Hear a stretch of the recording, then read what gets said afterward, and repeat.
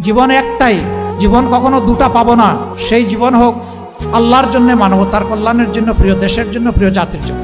এখন আমাদেরকে সিদ্ধান্ত নিয়ে সাহস করে ভরসা করে সেই আল্লাহর দিকেই আগাতে হবে ইনশাআল্লাহ।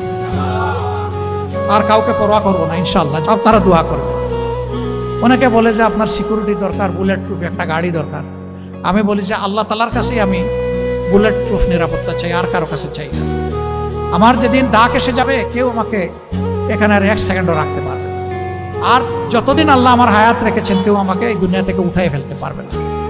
সুতরাং আপনারা দোয়া করবেন, এ লড়াই চলবে ইনশাআল্লাহ। এ লড়াই আমরা বন্ধ করব না ইনশাআল্লাহ। এ পথে আমরা থামবো না ইনশাআল্লাহ। আমাদের সামনে হিমালয় পর্বত দাঁড়ায় গেলেও আল্লাহ তাআলার শক্তির সাহায্যে সেই হিমালয় পর্বত আপনাদেরকে, জাতিকে সাথে নিয়ে ইনশাআল্লাহ আমরা টপকাব। নিজে দুর্নীতি করবেন না এবং কোনো দুর্নীতিবাজকে প্রশ্রয় দেবেন না।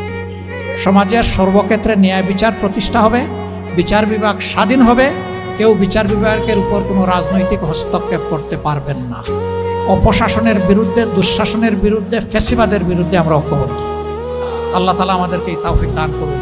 আসসালামু আলাইকুম ওয়া রাহমাতুল্লাহি ওয়া বারাকাতুহু।